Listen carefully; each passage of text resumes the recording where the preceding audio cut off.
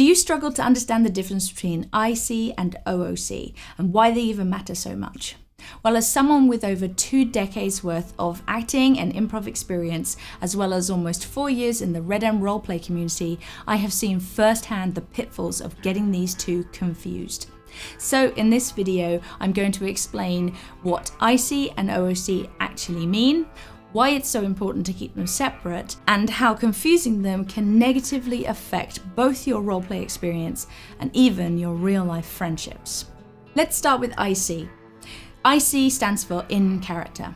So when you're speaking and acting IC, you're pretending to be your character in the game. When you're in character, everything you say and do is what your character would say and do. It's like being an actor in a movie. Everything that's captured in the camera, the dialogue the characters say, the actions they make, the story that's being told, is all in character, IC. Now OOC means out of character. This is when you're speaking and acting as yourself and not as your character. So for our movie actor, it's when the director has said cut, the cameras have stopped rolling, and you're just chatting with one of your fellow actors while someone moves the light around, or you're talking to the director about what your motivation is, or you're just doing this.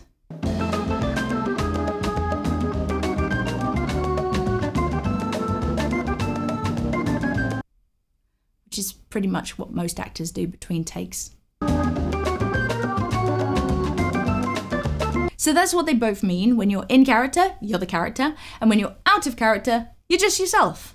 Okay, but I play the character, so it's still me, isn't it? Why does it even matter? Well, yes, you're playing both, but if you and your fellow players can't separate IC and OOC, then you're going to have all sorts of troubles that will wreck any sort of fun that you thought you were having. On a roleplay server, people are often there for escapism. They want to play a character that's different from themselves, and with RedM, in a completely different time period.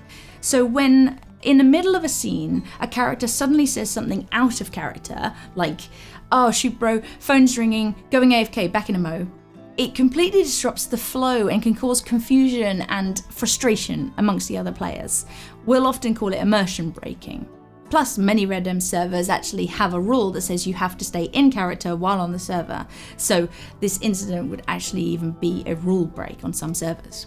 As innocent as that comment might have been, there are other more devastating situations when blurring the line between yourself and your character can be extremely problematic.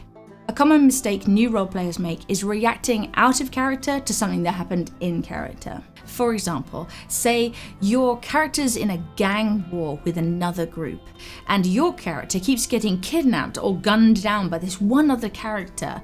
It's starting to feel deliberate and targeted. And this is where people new to roleplay might start to think that they are being targeted by the other player, which is not the case at all. Is it deliberate?